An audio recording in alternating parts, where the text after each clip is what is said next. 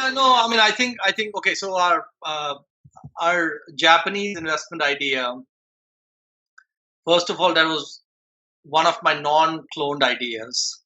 It was actually an original thought, God forbid, which came from my brain, and it did not work. So it reinforced for me not to come up with my own ideas because they all suck royally. So the yeah, so the Japanese basket, I think we ended up with like a 2.5% return, and it took a lot of work to buy all those different names and then sell all those different names. And so the good news was we didn't lose money, we didn't make money, and as long as we don't lose money, I think I'm fairly happy. So we were in and out with slightly above money market returns.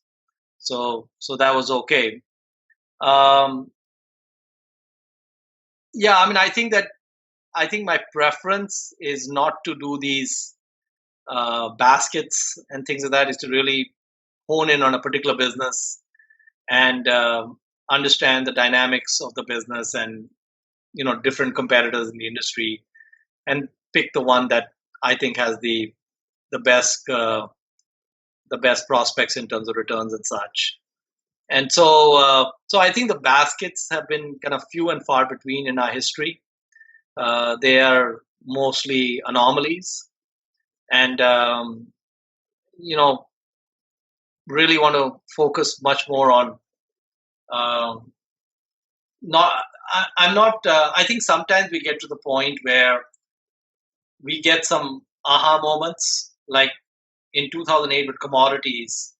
The aha moment was that cost curves matter, and there were a whole bunch of first quartile cost curve companies available at throwaway prices. So I said, okay, we can just go into all of them, and that worked.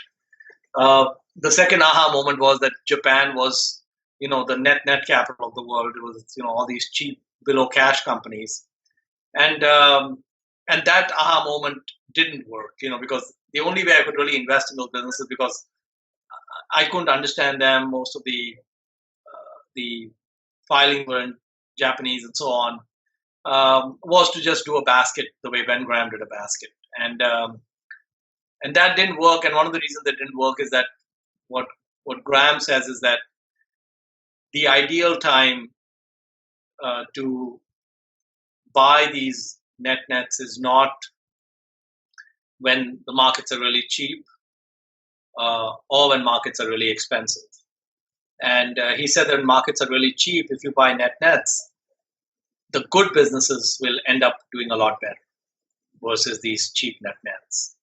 And when I bought the net basket in Japan, the Japanese market was at a multi-decade low, and so it did rally. The market did rally, but our stocks really didn't move that much.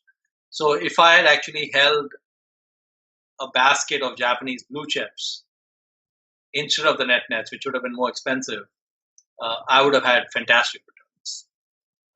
And of course, I probably would never have paid up for those and bought that sort of basket, so that wouldn't have happened.